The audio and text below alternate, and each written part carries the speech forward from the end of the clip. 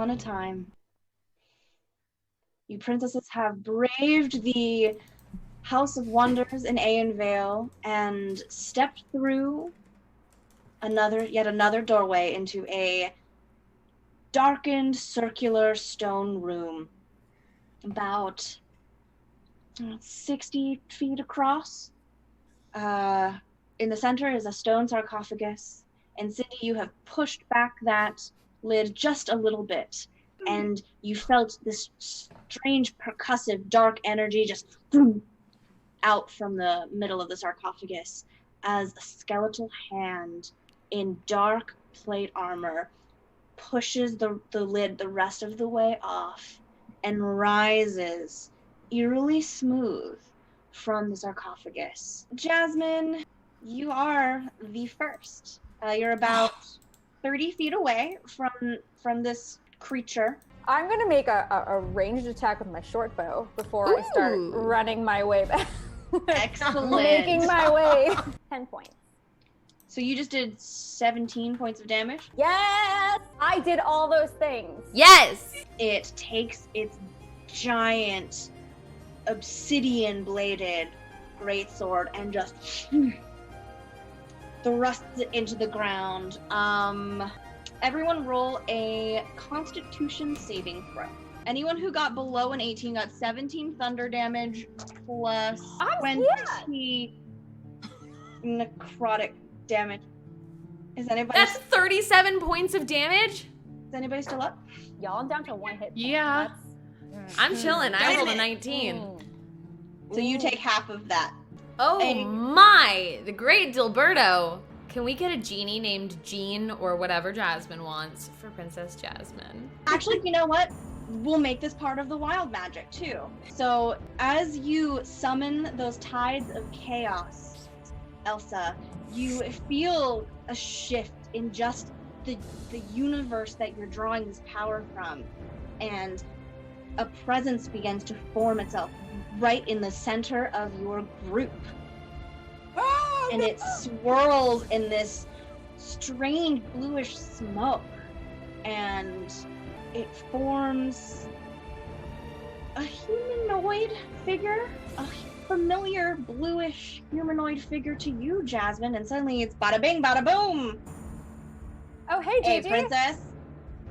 Hey, Gigi. Heard you're in some a sticky situation. Can I help? Yeah, do you see that thing over there?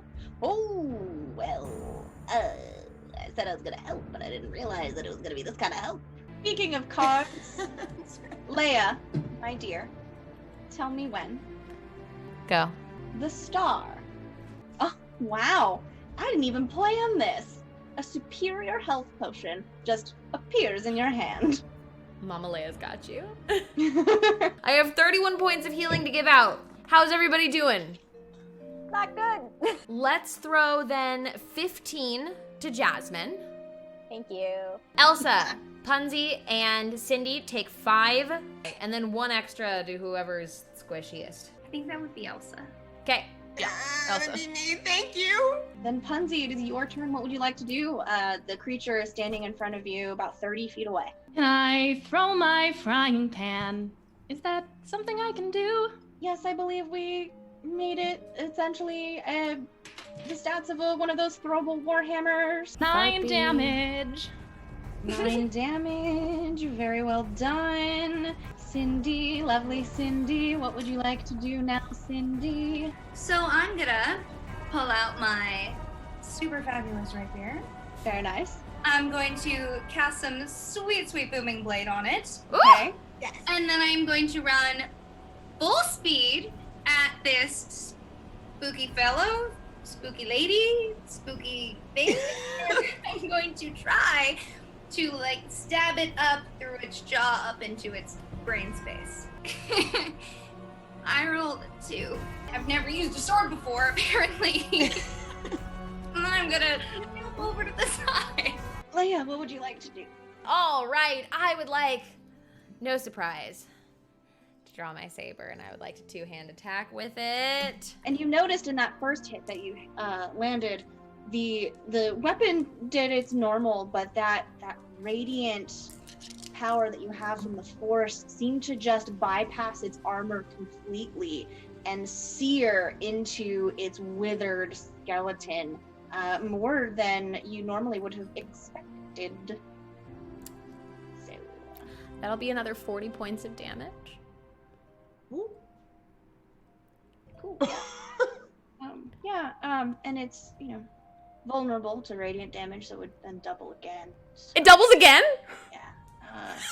What? You did 23, so I doubled that to 46, and then did another 80. Done over 100 points of damage. Leia! Well done. One shot. Golf. Describe to me how you just one-shot a death knight. Yes. So, I'm personally very offended by how much damage they have done to my princess family. So, Leia's coming in force rage, full force. See the whole thing there. And I'm jumping in two-handed with a lightsaber, and I'm just going clear for the head. I'm trying to solder the wound as the head comes off. And you just hear this as the radiant power of the Force just consumes it, and the burning pinpoints of light that are its eyes just explode. Was a flex. I wasn't worried at all, you guys. Wow, I thought I was gonna be helpful, but I guess I'm not. Oh, sorry, I'm being super rude. Everyone, this is Gigi. As I introduced the Gigi. Hi! Hi, hello, nice to meet you. Hey. Leia, you notice that in that wreckage, as you were looking down for, candy, I guess. Right. Definitely. You don't see any candy, but you do see the glittering bronze of a small key. Oh, gross. Okay, I'm gonna pick up the key and I'm gonna hold it out to Cindy to press to digitize. Keys in, turn it, Yep. door swings open. Once again, it's that threshold of pure magical darkness. I could go first if you want. Sure, let's go together. Yeah! But you first. And I push down slightly behind All you. right, bada bing, bada boom, here we go. So you walk Can't see in, in the and dark. it's the same kind of circular stone room that has become very familiar. And as you come in, the torches all along the walls, and it reveals in the center of the room, where where the sarcophagus was in the last one, a very large column, 12 feet across, floor to ceiling, covered in elaborately carved designs that look like sets of closed eyes. I'm looking at this thing. It's a column. It is a column. It's got a lot of eyeballs. I rush in there. At the sound of eyeballs, I'm like, let's go. As you step into the room properly, the scraping sound of stone, those closed eyelids, those carvings, snap open.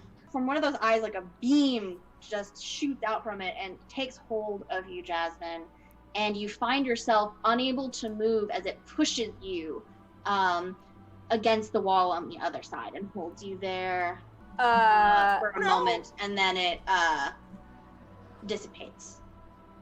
So not cool. I'm gonna jump over towards Jasmine and And as soon as you move into the room properly, another set of eyes pops open. You find yourself moving in slow motion. This is very bad. What's that, Cindy? Can I go invisible? You sure can. So, Cindy, what would you like to do now that you are invisible? Well, first, I'm gonna go up close and see if they notice me as I try to inspect if there's any writing or... Okay. So you invisibly walk up to the column. The eyelids stay shut.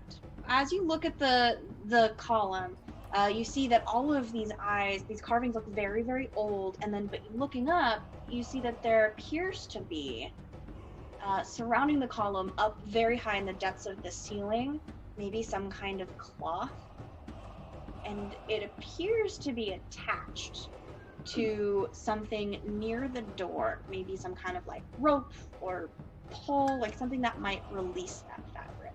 So none of my friends can see me do this. They sure can. But I'm gonna scurry up the pillar, and I'm gonna Okay. try to not touch the eyeballs. So you're very carefully, like, just tiptoeing up the column. I'm just gonna shout down and be like, I'm up here, just so you guys know. Don't do anything weird. I'm gonna Can we on the very ceiling? slowly shout back. Ah! Does it look like the cloth is suspended and I need to cut it down to cover the eyes? Or The what am I- closer you get to it, you see that it looks like one of those like hanging curtains, and it is like held up by bustled up by a rope. You could cut the rope if you wanted, and then the curtain won't fall down. I'm gonna have my mage hand do it. My mage hand is made of glass and it's pretty and sparkly. And my Great. mage hand is gonna cut it for me with my dagger. Okay, so you hand your dagger to your mage hand, and the hand just goes, cuts through the rope, and all of you see, as if by magic, a burgundy velvet curtain just drop. You hear a little clink fall with the fabric, as though something metal has fallen with the curtain. Someone get the key! Someone get the key! Someone get the key! I will very slowly go for the key. I'm gonna run past her. With I was the, gonna say, can we all run for the key? you snooze, you lose. I'm gonna get the key. The Jasmine are able to find the key very easily. You're able to reach under the curtain and pick it up without revealing yourself to the column. Cindy, what would you like to do? I'm going to sneak up behind Leia. Just keep in mind I'm wearing boots of elvenkind, so I'm very sneaky right now.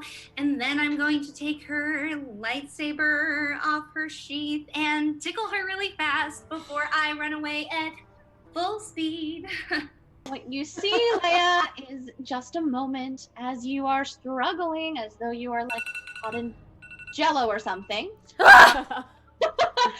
So suddenly you just feel a little bit of a tug as the sheath is pulled from your back, and that tickle, and you immediately know there's only one person who would sneak up behind you invisibly and tickle you, and you see your lightsaber just like bobbing away, and this just maniacal giggle as Cindy dances away from you. I don't know what you call it, Leia. I'm gonna turn it on so it's glowing, and then I'm gonna just do spins like. If you break or damage that, evil Leia will seem like nothing. I hear her talking, but it's so slow, I can't understand it. And I'm just gonna keep. It's like you're both invisible. Great. I'd like to force pull my lightsaber back out of her hand. But she has to cast it in slow motion. Okay, actually though, it's able to move with you, and it pulls the lightsaber back. So it comes back to my hands, and I'm still moving slow. Do you guys want to go through this door, or are we gonna hang out here? I'm down for either way. I just wanted to kind of check what the plan was. I'm sorry, Yeah. sorry, let's go. All right, so Jasmine, you unlock the door. Yep. Pushes open again, and it reveals once again that threshold of magical darkness. I'll go in first. I will push through in hopes of not being slow anymore. You push through, and you immediately feel that weight lifted off of your shoulders, and you can move it normal. I'm still right in the doorway, but... Cindy! And I'm just like, just like giggling. You wouldn't have gotten me in that last room if I wasn't literally in slow motion. It's gonna disembodied giggle. Okay, so as you push through that final door, it opens into a cozily lit parlor. A fire crackles in an ornate fireplace, and above it is a portrait of a crown-bearded man, a lovely woman with long dark hair, and a chubby-cheeked baby boy. The walls are lined with bookshelves. The floor is cushioned by a plush rug decorated with fine embroidery, as it looks like a palace. Those of you very familiar with palaces, Would I know from my knowledge that we're done? We've made it through.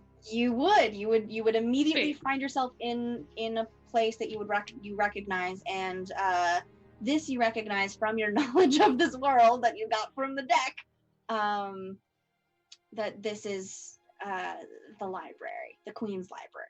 Sweet. I want to go like run in and like plop on the couch, like jump on it. Awesome. We're done. You do that. We're totally done. There's no way we're done. We're done.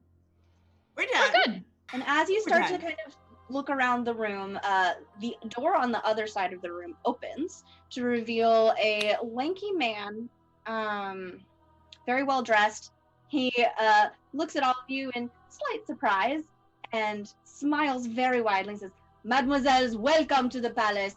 You are invited to dinner." And he gives you the most elaborate bow. Before you're able to exit, another man jumps in front of the door, panic, stalking dark hair, and he's like, whoa. I am so sorry. Hold on just a moment. It's not time for dinner yet. I'm thinking we can't just have them wondering about the gossip. I'm terribly sorry. You'll have to wait here. Someone will fetch you when it's time. And he just slams the door shut in your face. Can I try and push at it a little bit? Just try and open it. Yeah. So it starts to go in, and you just hear like, ah! And then another, and then you feel like a magical like, boom, as the door seals itself. Oh, I'm come terribly on! Sorry. So terrible. No. It'll as soon as it's time for dinner, it'll be right there. Thank you so much. As soon as it's time for dinner. I start jumping up and down on the carpet, and I'm like, this isn't even like the flying variety. Bummer. What an interesting gonna- perspective. Traveling with you is fun. Been a while. Okay, I'm hungry. we could set the door on fire. Oh, Or we could. Oh, I have a crowbar. Or we have a lot of options. yeah, you know what? Let's trash the room. They'll come back and let us out. It's very princess-like behavior. Proud of all of you. I know you for sure, Jasmine, were taught other ways to handle conflict, but hey, kill it with fire is a solution. Are we making this mess? Are you doing it? Yes. Are we trashing the room? No. Guys, no. I just like how like a cat just slowly goes and like knocks something over. I do that slowly with a book. Can I die for it? You absolutely can. I'm not. You're messes. So as you catch the book, you notice that it is a well-used, wrapped leather journal. As you open the journal, Cindy, suddenly there's a great sound of ripping paper, and just a creature just rips open from the journal and with a gloved fist just pushes out from the book itself and just says, "No one interferes like Gaston, causes tears like Gaston." We don't need your help. Seriously, what are you even doing here? You're Honestly, the type of person that I absolutely refuse to marry. I'm not marrying anyone, ever. I'm going to Eldritch Blast that misogynist right in the face. I'll Roll brandish it, I my guess. lightsaber and also get ready to kill. No one dies like Gaston, gets one shot like Gaston. No one is the object of feminist rage like Gaston. What would you like to do, Cindy? I'm going to Eldritch blast his hair off his head. As it flies off, maybe we've all discovered that it was a toupee the whole time. How did you know? Poor Gaston. Can I also prestidigitize Gaston's face a shade of orange, per se? No one is stopping you. While everyone else gears up, I'm just gonna orange his face, but a little bit not around the eyes. I can't explain it. It's a style choice. Can you make his hair a weird color orange as well and make it weird poofy comb over? There's On the no floor, hair left. His toupee turns a weird color of poofy orange. Gaston's very fragile ego is very affected by this, and suddenly he is being bullied like he usually bullies people, and he doesn't know what to do, and is really taking damage in a psychic sword. It's just all psychic damage right now, and his muscles are no use in the situation. So I Not boop him on the really. head with my frying pan. He falls to his knees in absolute distress and immediately gets bopped by a frying pan.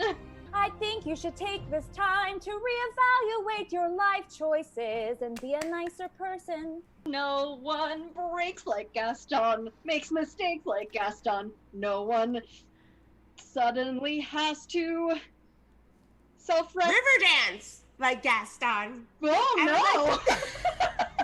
I would like to cast suggestion on Gaston. And I suggest he entertain us with some river dance. It's been a while. No one suddenly self-humiliates like Gaston, and he starts doing a river dance. Can we use the mirror that Jasmine is holding to princess-style magic mirror call our dear friend Belle so she can see what Gaston has to say? Yes! Yeah! You absolutely can. You absolutely can. Belle! Hey! Hi. Hello, everyone. Is that Gaston? I know, right? We He were thinking of you. kind of just barged into our story, and we don't allow that anymore. We don't. And I see that, Gaston, have you learned your lesson? And he just, like, tears make tracks in the orange in his face. He's on his knees. He's got a bump on his head. Is he still river dancing? He's still river dancing. Yes! And he's just like, I'm sorry. I've learned a lot about myself just now. I got really just like corkscrewed to the heart of the matter. I see I've got a lot of things to work on for myself, but I think I can be better. And with that moment of just self-realization and perhaps character growth, you're not sure, it's hard to tell, he just kind of fades from existence. While they're all doing that, can I go knock on the door? Sure. Hey, are you guys ready? Is the moment up yet? Can we have dinner now? You don't hear anything. Are you kidding? Can I use message and see if maybe I can reach them beyond the door? And I say, we are starving. We are starving. Please let us out. Let us know if it's dinner time before we destroy this room and everything in it. Oh, sorry, I'm sorry, mademoiselle, please do not destroy the room. Dinner will be any moment now, I am certain. Just help yourself to perhaps a book off the shelf, distract yourself from the hunger. It's always one of my favorite activities to do. It really works up an appetite, and we thank you for your patience. I promise dinner will happen very shortly, and you will be welcome guests. What kind of books can I find? You do notice there is a book next to the armchair, like in front of the fireplace. It looks like what Cindy had in her hand too. It's another journal. Oh, I would definitely like to read it. Like Cindy's, it's actually kind of vague for a journal. It speaks vaguely of just dark days, troubling times, and then it finishes with a sentence that says, "But these books will always be my solace and the keys to my heart. Far off places, daring sword fights, magic spells, someone in disguise." And the entry ends there. Would I know with my like knowledge lightning bolt who the people in the painting are and like that kind of thing? You would, absolutely. So with your knowledge, you recognize that this portrait features the king, who has passed away, as you recall, the queen, and the prince. You get another funny feeling, though. Your knowledge of the blueprints of this castle, this room should be about twice as big as it is. Would I know if there's like a hidden passage or anything? It feels like there's maybe a false wall. The Cool. fake bookshelf thing. How could we miss that? What are we doing? Guys, make a mess. Pull the books off the shelves. Pull All it right. all off. We need to As reveal. Punzi is like asking everyone to pull everything off the wall, I'm gonna pull out the journal and I'm gonna be like, well, there was this. It seems to have mentioned somebody in disguise. They said that these stories are their only solace of dragons and fantasies and swords and stuff. The text that you read is, "These books will be the key to my heart. Far off places, daring sword fights, magic spells, someone in disguise." So Cindy and Jasmine, taking just a quick glance around the shelves, you notice, again, there's some books that are very dusty and some that look fairly well loved. The ones that look as though they are the ones that gain the most use, cracked spines but no dust, are a collection of works by someone named Bill the Bard.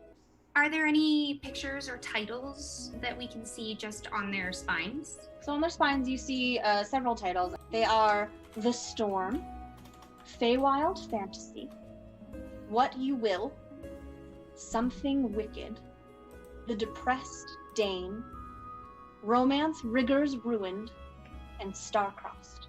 Can I take Romance Riggers Ruined? Sure. So you open up Romance Riggers Ruined, and it appears to be a comedic account of 4 men of royal stature who have sworn off love, but mistakenly run into 4 women who appear to be their soulmates, and the hijinks that happened there.